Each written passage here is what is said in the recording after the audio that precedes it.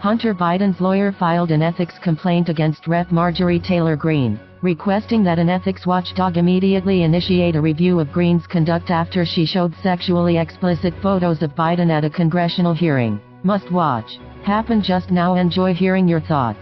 Please leave comments. Thanks.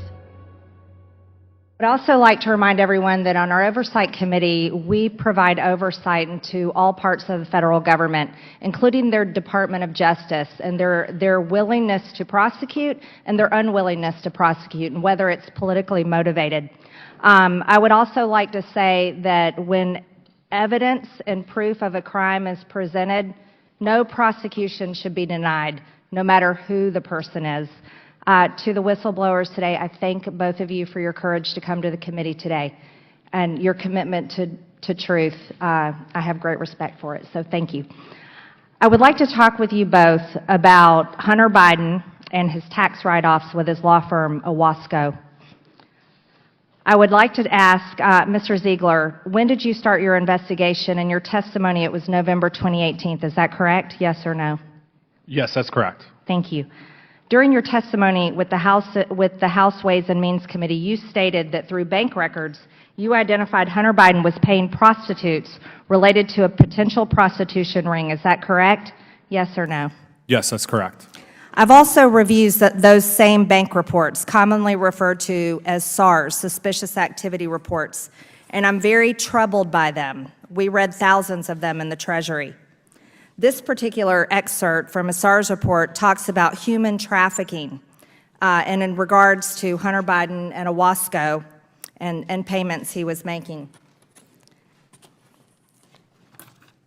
What's even more troubling to me is that the Department of Justice has brought no charges against Hunter Biden that will vindicate the rights of these women who are clearly victims under the law. I would like to talk about, in your prior testimony, you stated that the prosecutorial team was investigating violations of the Mann Act. Is that correct, Mr. Ziegler? That is correct. Regarding the Mann Act, if a person is transported across state lines for sexual activity, such as prostitution, that could be a violation of a federal law. Is that correct? I actually recently looked at the federal law regarding Mann Act, and I believe that that is correct, but I would refer you to the DOJ manual. Thank you. I would like to present this to the committee. This is showing Hunter Biden paying for a victim's United flight from LA to Dulles. This was I believe this is a violation of the Mann Act. This is Hunter Biden's, this is his proof that he bought the ticket. He bought it for this woman right here. He flew her from Los Angeles to Washington on June 14th, flew her back to Los Angeles, California on June 15th of 2018. And I would like to point out that if he was purchasing her a plane ticket for sex and traveling across state lines, do you believe that to be a violation of the Mann Act, Mr. Ziegler?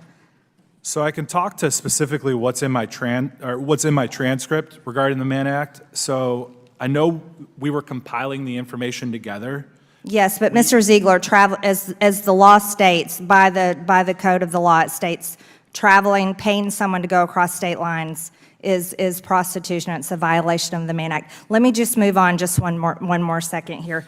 So when Hunter Biden paid for this woman to do this with him, to travel across state lines from California to Washington, D.C.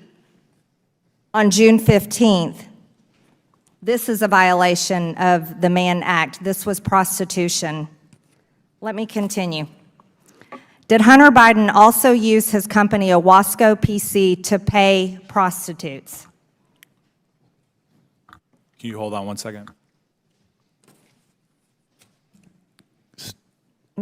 Chairman? Yeah, we'll give you this additional time back. Thank you.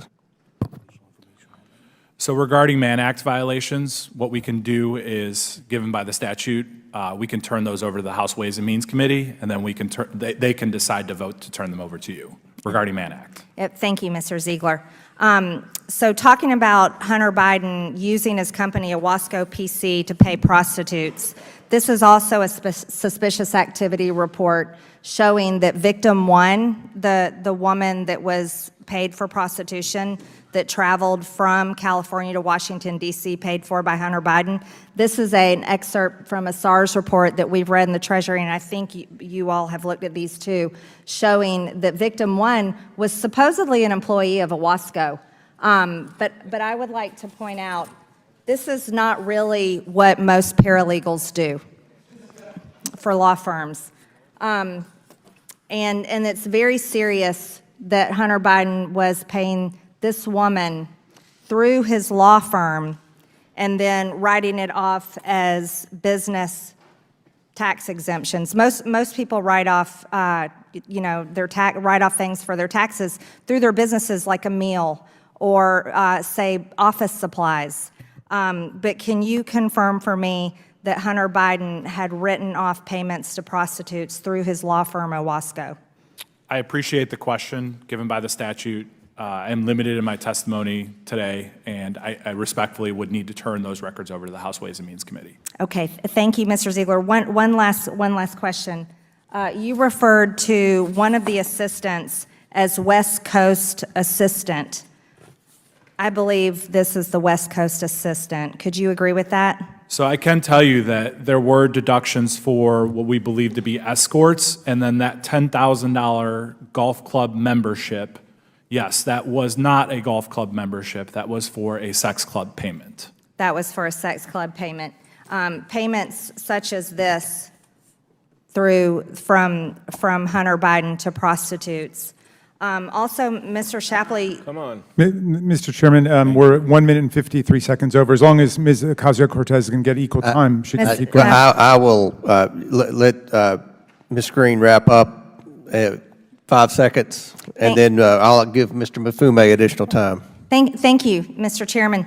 Mr. Shapley, you started an investigation into Hunter Biden, codenamed Sportsman, which opened in November of 2018. It was an offshoot of an investigation the IRS was conducting into a foreign-based amateur online pornography platform. This is evidence of Hunter Biden making sex. Excuse me, this is my time. Making pornography. Thank you, Mr. Chairman. So let's first zero in on the bottom line. What we have is two IRS investigators who clearly worked very hard on the Hunter Biden investigation, and thank you both for being here today. You both gave recommendations to prosecutors based on your work, which you've described today. And then Donald Trump's hand-picked prosecutor then made recommendations to charge Hunter. He acted independently, and he himself has confirmed this. You did your job making recommendations, and then the prosecutor did his job. You don't have to agree with his conclusions, but that's the bottom line of what we have today at this hearing. But today's hearing is like most of the majority's investigations and hearings. A lot of allegations, zero proof, no receipts, but apparently some dick pics. Now, at a certain point, the American people will need some actual evidence. Actual evidence.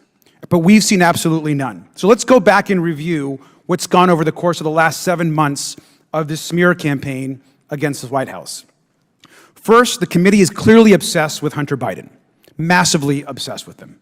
Now, keep in mind there's been no evidence of any wrongdoing or transactions of the person that's actually in government, Joe Biden. A lot about Hunter, not a lot about Joe Biden. And Hunter Biden, I want to remind the majority, is actually not the President of the United States. And I want to point out that no Biden family members hold government positions of any kind. Now, this is, of course, in stark contrast to the Trump crime family. The majority conveniently glazes over the Trump's family's foreign dealings. The Trump family, who, of course, were actually appointed to White House senior jobs, from Ivanka's Chinese trademarks to Jared's Qatari real estate bailout and $2 billion in Saudi private equity money. So where's that investigation? They were actually in the White House. And I think Chris Christie, one of the Republicans running for president, said it best, of course, in the former governor. This is his quote, not mine. "The grift from the family is breathtaking. It's breathtaking. Jared Kushner and Ivanka Kushner walk out of the White House and months later get $2 billion from the Saudis." Continue. "You think it's because it's some kind of investigative genius or investing genius? Or is it because he was sitting next to the President of the United States for 4 years and doing favors for the Saudis?" Now, these are quotes from a man who's known Trump and the Kushners for years. These people were in the White House every day, formally making policy, unlike Hunter Biden. Now, the Biden family attacks, of course, went nowhere. And so they tried, of course, to create a new storm, a new conspiracy theory with the so-called FBI Ukraine document, another fake scandal. This new fake scandal had a lot of hype, a lot of scary headlines from our chairman, from a lot of members of this committee, but a lot of us actually read the document, and when you read the document, it was pretty clear this was all hype. Just a wild accusation being passed along to the FBI with zero proof. And where did this accusation actually come from? Rudy Giuliani. Just another Rudy Giuliani tinfoil hat conspiracy theory that went nowhere. Giuliani recommended that Rudy Giuliani, by the way, whose law license is being recommended to actually be removed. Now, Rudy Giuliani's longtime associate, Lev Parnas, just said that he's prepared to testify under oath that there is no evidence that the president or his son Hunter interfered with Ukrainian politics, and there never has been. The Republican U.S. Attorney Scott Brady, handpicked by Donald Trump, determined it did not have sufficient evidence to further investigate Rudy's claims. But members of this committee, even today, repeat this narrative over and over again. More accusations, no proof, no receipts. So what's next in the switch hunt? This man, Gal Luft. The Republicans were so desperate just last week to find someone who could tell them what they wanted to hear that they promoted and collaborated with a Chinese spy trying to influence U.S. policy while selling weapons to Iran and Libya. So why is the so-called whistleblower missing?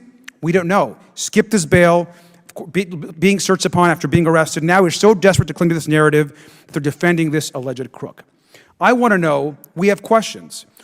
Was the chairman, was the committee staff in contact with Mr. Luft while he was a fugitive? Do we know where he is? What vetting does the majority do to make sure that there aren't targets of foreign influence on this committee? These are the real questions that we need answers to. If you're willing to yield, I'll answer that question. Sure, I just want my time. I've never met Gal Luft in my life. All I know is he was getting money from the same company that the Bidens were getting money from, CEFC. I yield back. Thank you, Mr. Chairman. I'm looking forward to also if anyone from the committee or any committee members or committee staff had any contact with who is now obviously a Chinese spy, which you and the committee have been hyping up for weeks. Well, is the president's son a Chinese spy? They took money from the only difference is the president's son took a hell of a lot more money than Gal Luft did. Sir, Mr. Chairman, you were the one hyping up a Chinese spy and arms dealer for weeks. This is just another example. Who cares if they had money from the same company? So just to finish up my time, let me just say that it's clear to me that this majority will stop at nothing to try to impeach President Biden, the Attorney General, Secretary Mayorkas, and the list goes on and on. This is just another witch hunt that the majority continues to do week after week. The majority is trying to interfere in ongoing legal proceedings to cause chaos and to try to re-elect Donald Trump, who obviously is pulling this extremist agenda. I yield back. Thanks for watching. Subscribe to Happen Just Now for more content about accountability of all public officials and policy and procedures.